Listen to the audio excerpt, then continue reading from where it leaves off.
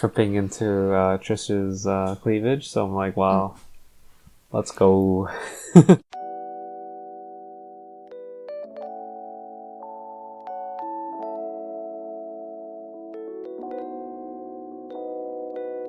Welcome to episode 28 of the Amb Ant Podcast. I'm Anthony.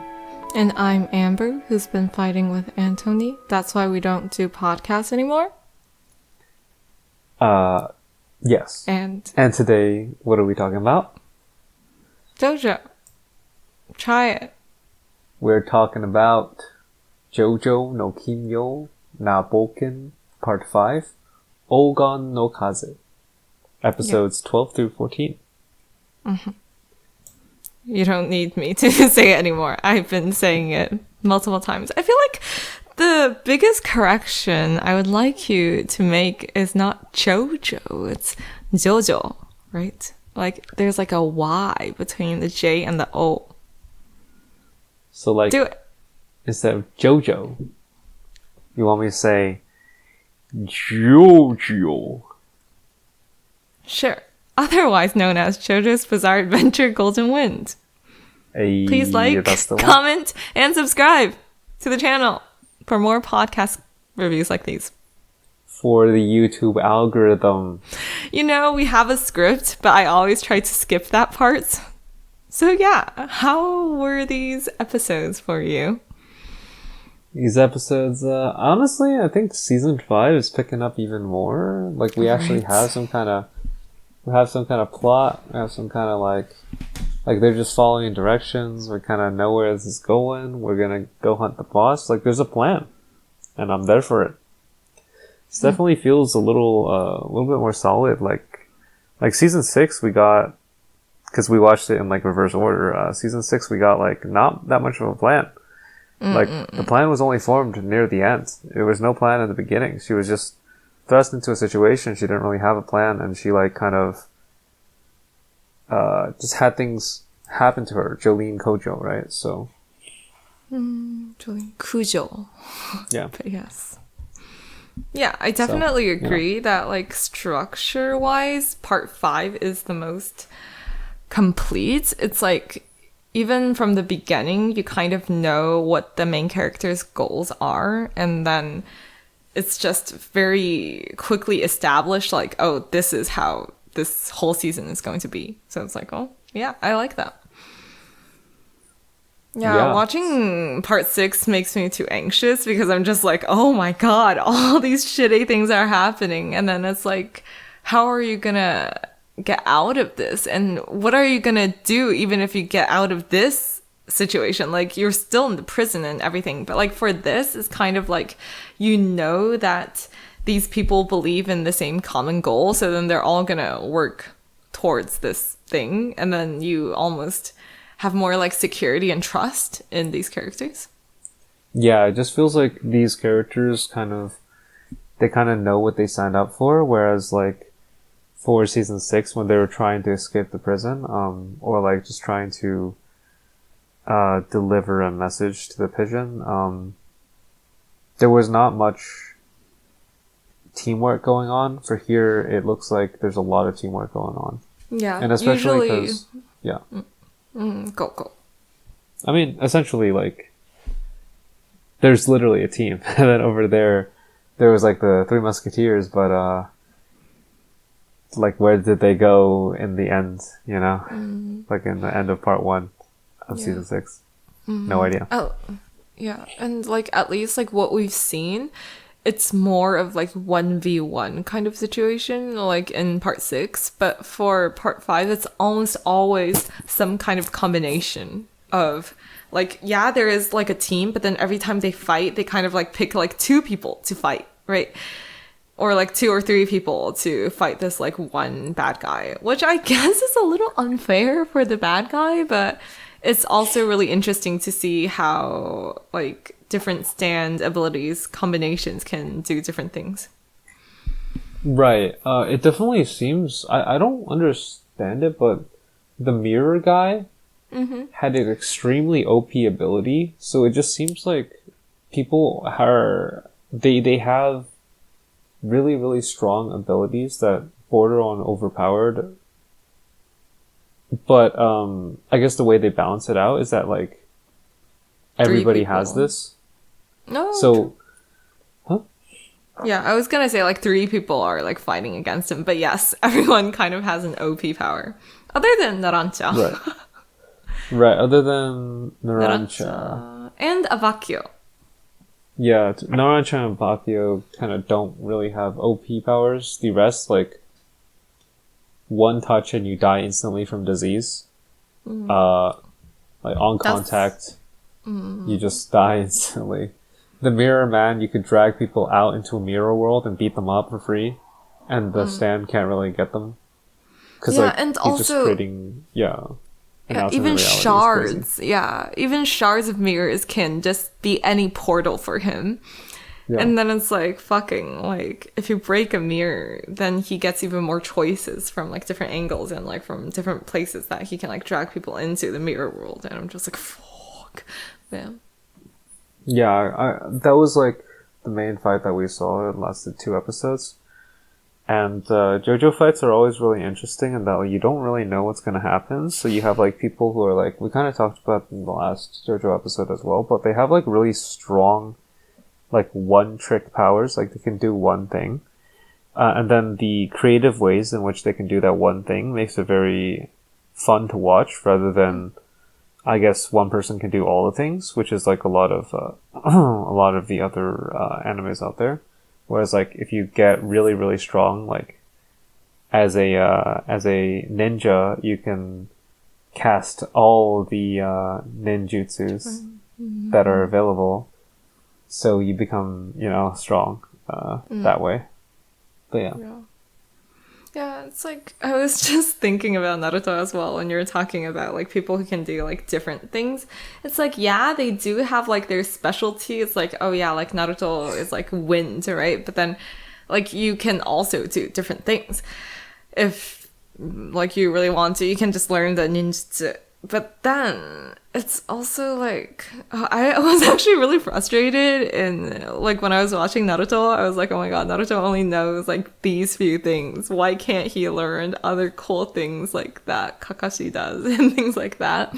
So then I guess, like, some part of me sometimes I'm just like, yeah, please do, like, a variety of cool things. But then for JoJo, because, like, the skill limitation, it becomes very fun and interesting, like the intricacies of how they use that power. Even like at the end of this fight, like using the snake, like making a brick into a snake, and then because the snake was born in the poisonous gas, like it developed natural immunity, and then like he used the snake's immunity, like I guess like in the blood antibodies, and then just made himself also immune to the thing. Like it was just crazy.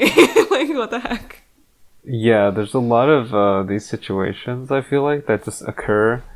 And you kind of don't want to say, like, well, can he really do that? Because that seems far-fetched. Because it's like, it's all kind of fantasy and far-fetched, so then it kind of works. It works great. Very strange. Very bizarre, I would say. Again, the whole thing about JoJo is just like, it is what it is, right? It calls itself Bizarre Adventure, and then it's very true to its identity. It's like, we're just gonna like do the strangest shit, and yeah, logic by logic, right? It's like, we don't really care that like it actually makes sense.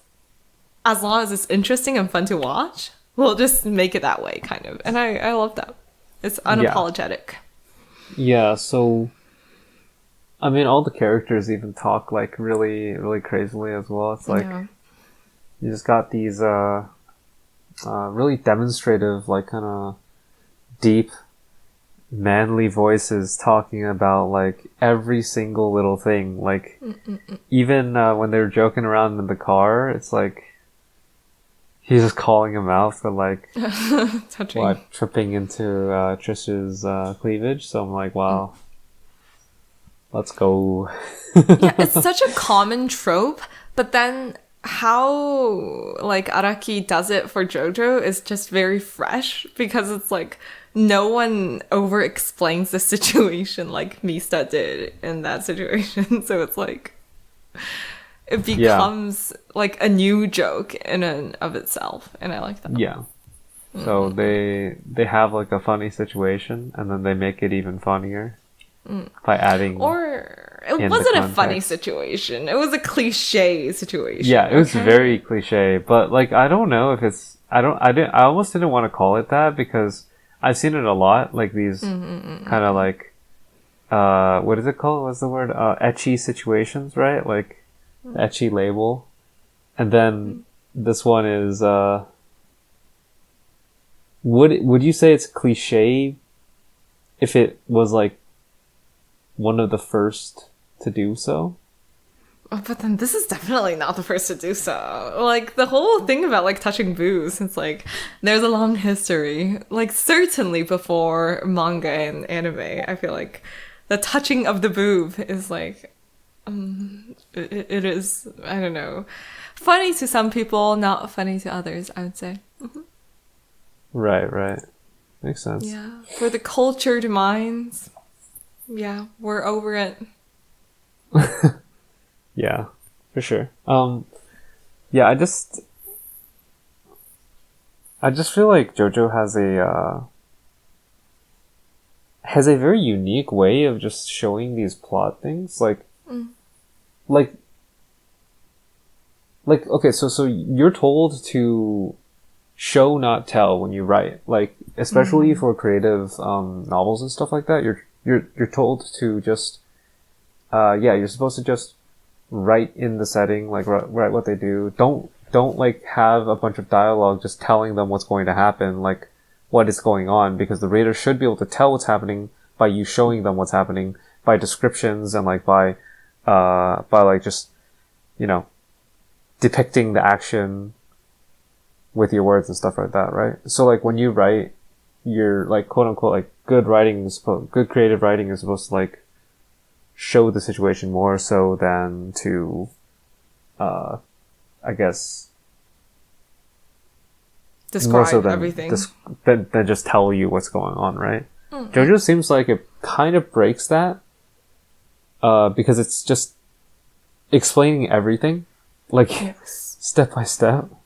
And then even like situations where it doesn't really need an explanation, it just does it anyway because that's what it just does.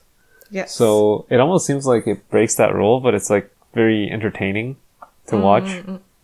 So yeah, he knows what he's doing. Like, because I feel like definitely like show don't tell is like the golden rule of like writing any kind of, especially like fictional story. But then it's like he knows that rule and like just ignores it on purpose. So then it becomes like a stylistic choice rather than something that is just unskilled writing kind of thing. It's like I don't know if I'm giving him too much credit when I'm saying this, but then it's just like because of the added entertainment value and like there is no diminishing of like the like stories like intricacy or anything like that. So then it's like damn. Yeah. So I guess it's fine. Yeah, my question to you would just be, do you think I guess you somewhat answered it, but do you think he lucked into doing this? Like he just figured out like, hey, this is working because like people are generally liking me like doing all this shit, like over explaining, like making really, really bizarre situations that like then over explained to the point where like there's no doubt about it. Cause like it's just everything is just called out right before it happens, or like even during like when it's happening, even though it's supposed to be like the entire situation is supposed to be like, you know, 5 or 10 seconds long, and then it's over explained like for like maybe 30 seconds or a minute. So do you think he lucked into doing that, or did he just like was it all formulated? Was it all like the plan? Yeah, right. It's a good question. Like, when did it start? I'm trying to remember like the book that he wrote about like manga and theory and practice and whatever. Oh, right. Yeah. And then this is not his first manga. You have to understand. He already won awards when he was like 15 or 17, like writing, like drawing manga, even back in the day when he was so young. And then he did publish another manga, but then that died really quickly. So then I'm like, knowing that and like seeing his book, it seems like he knows what he's doing and he's doing things by design. Because it seems like he thinks a lot about how to make something work rather than just like, I feel like One Piece is just a lot of, oh, happy-go-lucky. And then he does it and then it works kind of thing. But then I feel like Araki, there's more thinking that goes behind how he writes. It seems right, like. So I think for One Piece, there's also a lot of like planning. There is definitely. Oh my god, yeah. Do you feel like JoJo is also planned? Yes, especially part 5, it is very planned. You will see in the last episode. But yeah. Okay. Maybe like the previous ones? I don't really know. I feel like it is because now, again, I'm like thinking about like the book that he wrote and then like every part it is mirroring and like paying a tribute to something else. It's like for part 3... I don't remember the references that he made, but then I feel like in the book it said like every part is like either like a novel or like a movie that he really likes, and then he kind of like mimics that style or like structure. And then knowing that, it feels like then he would have like just planned to make it like that rather than just like just winging it. Yeah, it just feels like maybe these are like it kind of fits. Like all these fights seem very random, bizarre. Like you don't exactly understand like what is going on. Like it definitely shows at first because when they're just pulled into the mirror, he figures it out. Like Fugo kind of figures it out fast, but it's just you would never know that like from the way the other people like disappeared and stuff like that. Like what is going on? So you're kind of drawn in there. And then it also ends on like cliffhanger, which is kind of, it's kind of annoying if you're just watching it week by week. Weekly, but yeah, but it works since we're watching it in the future. Seems very planned. Seems very like you kind of have to understand the fight first, and then kind of create a situation where it's like the heroes, our heroes, our gang, like our favorite gang, are like able to pull through. Yeah, and without, using like, their powers. Yeah, like, using their powers everyone is using their uniquely. powers. Yeah, it's just some crazy stuff, man. I mean, that's really hard to do. Yeah, that is really hard to do, definitely. And I feel like Araki becomes more and more mature in the different parts as well. And then it's like, because I remember distinctly in part 4, a lot of the times you can tell that he's like purposely not making different people fight together, like, in combination in groups, because it's just like it's annoying. And then it would be like, oh, this person is right around the corner but doesn't notice anything. And also part 3, there's the whole thing about, it's like, like if he fights, like other people are really like, he's very prideful, so we can't help him kind of thing. It's like he has to fight by himself, and then everyone has to fight by themselves. And so it's like it was a lot more like stiff in that way. But then like now you can kind of see the liberty that he takes to kind of like morph the different fights and the dynamic between all these characters to make something seem more organic in that way. And I really much so appreciate them. Yeah, it just seems more like, especially if you're just right around the corner, it's your nakama, it's your friend, and you're just not gonna back him up or something, or you're just not gonna hear the fight. You're just not hearing anything. It's like, I guess there's no way to like I just keep on remembering how in like movies and stuff like that, they would just have all the. It's like kind of hard to have all the people fight together because you just have everybody in like the same room, all these big name like celebrities in their like costumes, and they're just like filming it over and over. It's like really, really hard to get that. Like they're trying to do it more, but like one-on-one is definitely the easiest, and there's less factors to consider. There's less like plot hole things to like cover, you know. So yeah, I also like it made me think about what was it again? Is it like Naruto? Sometimes like, you know, like Ninja War, and it's like so many people are fighting in different places. Even like for like Sasuke's like rescue mission, like back in the day before Shippuden, it's like everyone has their own fight. But then sometimes you just don't fucking care about some characters' fights. And then it's like, no, let's cut back to like, you know, Rock Lee's fight when like, you know, the bone person. And it's like, why are we like going in all these different directions? It's like, But Rock Lee's fight with the bone person was hella good. Exactly. It's like, I want to see that. Like, well, can we go back to that rather than like, you know, focus on something else? Because sometimes it's like you give other people attention and then like one fight pauses kind of. And it's like, what the fuck? Yeah. So Naruto does that a lot. Yeah, it does. And it's very annoying when that happens because you're just like, I don't really care about Choji like turning big and like rolling over someone. I just want to go see Rock Lee punch this bone guy, you know? Choji's fight, I actually cried. I remember I was in elementary school and I cried. And then, you know, he became like a butterfly. And I was like, oh, fuck, he's a butterfly. Yeah. Yes, I was touched. I was easily touched. I was very confused. And then he became skinny too. I was like, oh, Choji hot. There's a lot wrong with that, but okay. He became a skinny butterfly. Yeah. Yes. I don't know if that would work these days. Yeah, that wouldn't. But it's like, again, that's the bad thing about like having multiple people fight at the same time, and then you're just like, wait, like how am I gonna direct my attention?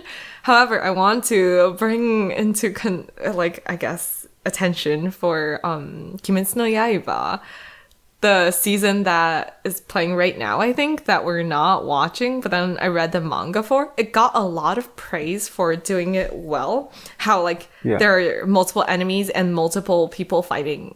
Like, and the fights are very organic in the way that because they're in a kind of, like, closed-off space, like one building, it's like the fight just, like, merges into one another all the time. And then it's like, that is something really cool. And then I do think that is really skilled, like writing, I guess. Yeah. Yeah, like when you can have like a situation where a bunch of characters are together and then like they're all fighting in the same place and they're like helping each other or like, you know, getting in each other's way sometimes and just like. Yeah, exactly. Yeah. That's really cool. Like, I wanted to like, I always want to see that, but it just seems like back in the day, they didn't really do that. So.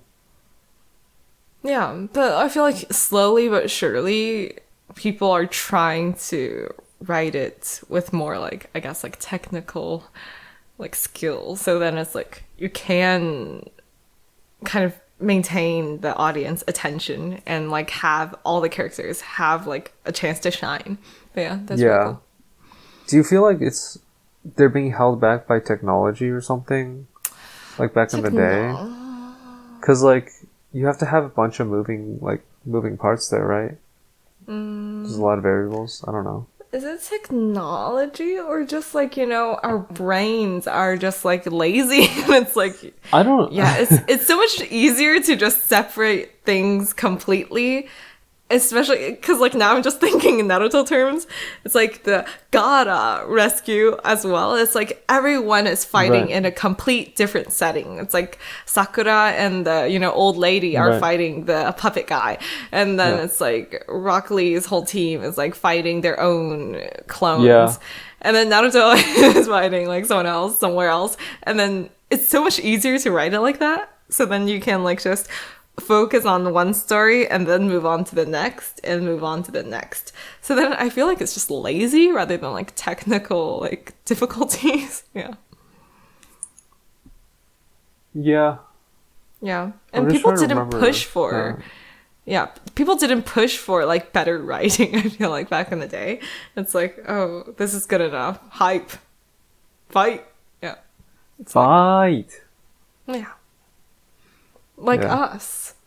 Or maybe, is it the... like us, true. Maybe is it the cool factor of like showdown, like 1v1, you know, type scenario? Yeah, I get that. You like I throw get down that gauntlet, too. I though. challenge you one-on-one, and then there's like no doubt who's better.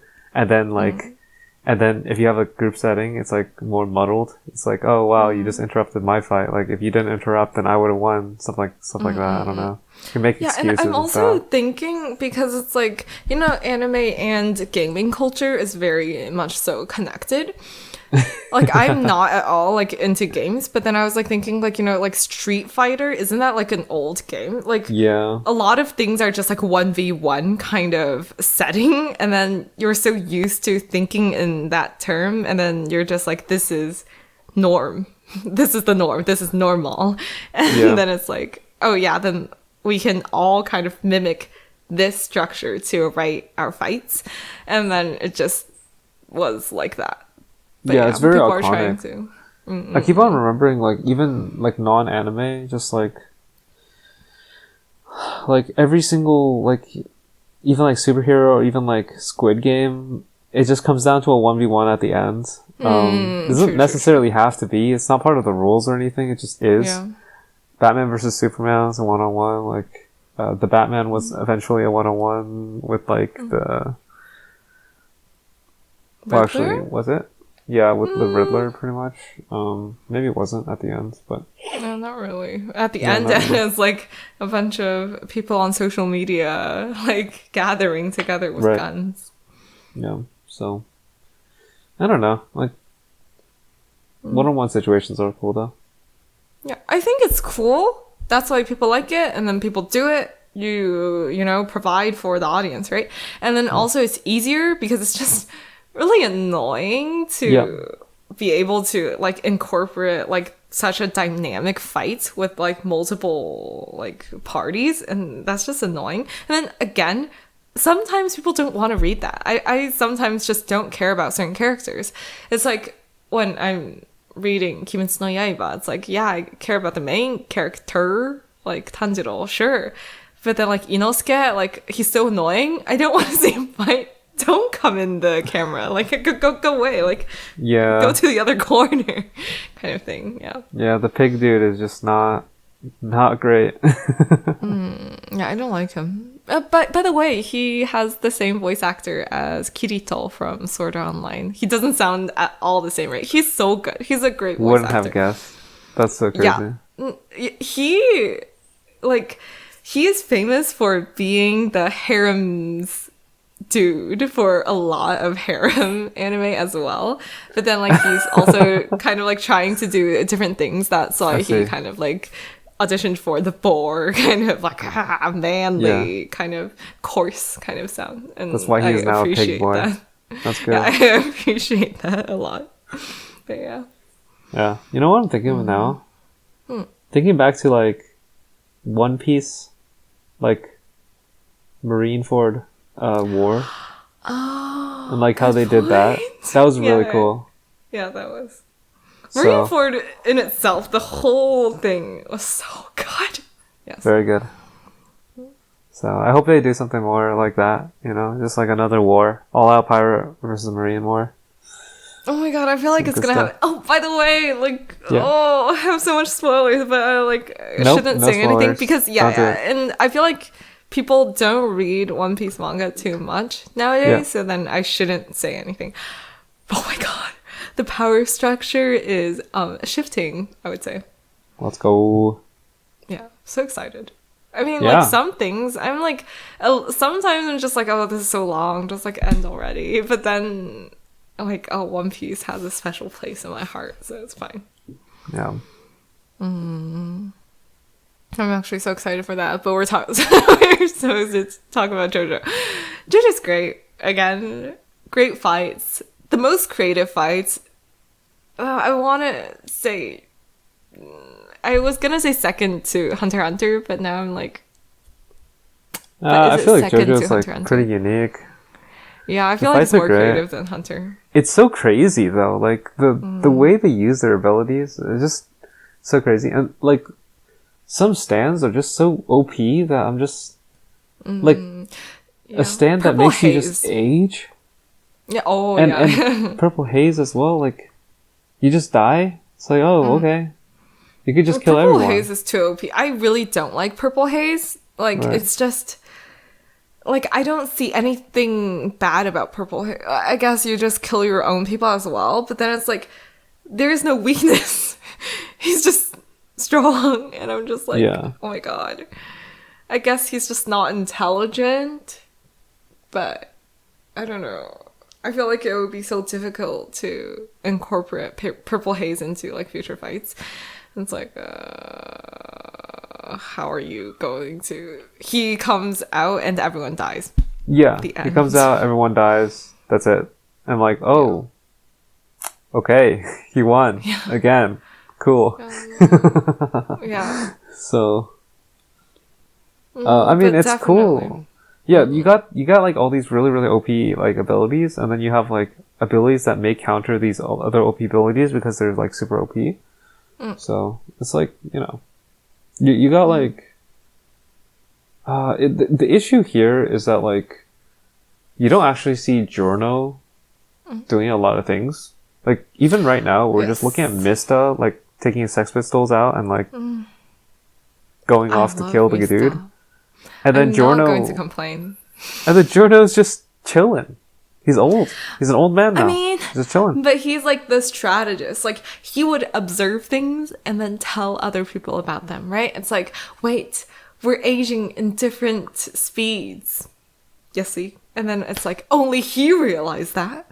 And then he's like, oh, I guess it's the body temperature difference between male and female. And also because Mista and Bruno, they were drinking ice water. So then your body temperature is like slightly lowered. So then Mista, you have to take all the ice and go fight for us. Yeah, I mean, all these little details check out because like Yeah. they were earlier, and there was a turtle earlier, and like I was like, "Yo, look at that turtle!" And you're like, "What turtle?" And I'm like, "Right there!" And then like the turtle, they're just was all like, chilling "No." inside the turtle, and I'm Yeah. like, "Wow, that's cool!" Like it's pretty creative. So in that sense, they're just showing like all the abilities and then telling about it afterwards. It's good. Yeah. It's just like, it knows when to explain, kind of, and when not to. Like, it Yeah. doesn't explain sometimes. And then it's like, wait, whoa. And then you realize, and then it's like, he's a genius. Araki is a genius after all.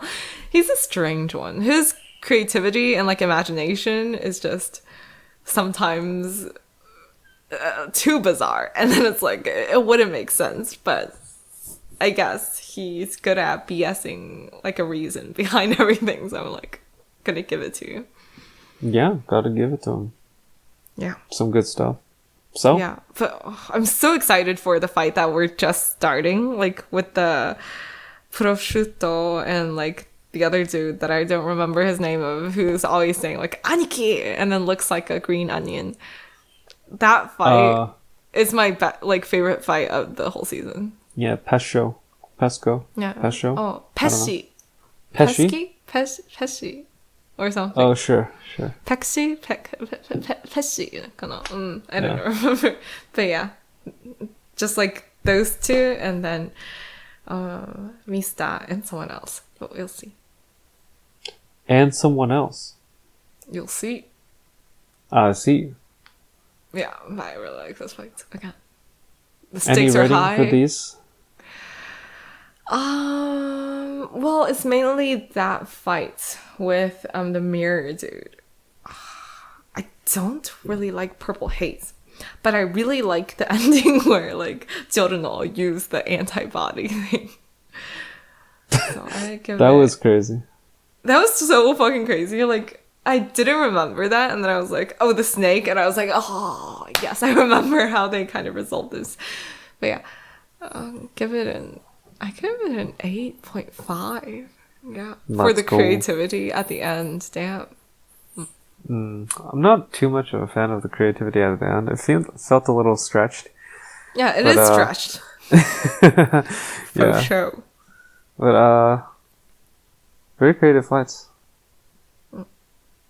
Give these ones an 8. Dang. Very creative. Okay. Yeah. Very I don't know if entertaining. you'll. Now I'm like so nervous that you might not like the fight that we're gonna see because I already I feel said like- that it's my favorite fight. I feel like I don't. Yeah, like at the moment, it seems too OP. So I'm like, dude, he could just kill everyone. Yeah. That's unfair. Without Just he doesn't even know that he's killing them, and he's just gonna kill them. It's like, oh, Yeah. But it also, actually, I'm not gonna say anything. all right, I was gonna say something, and then I realized they haven't revealed something, so I was like, no. But yeah. sure. All right. Yeah. So that's about it then. No spoilers. No spoilers. Well, We'll I continue tried my this. best. All right. Goodbye. Bye, guys. Bye. See ya.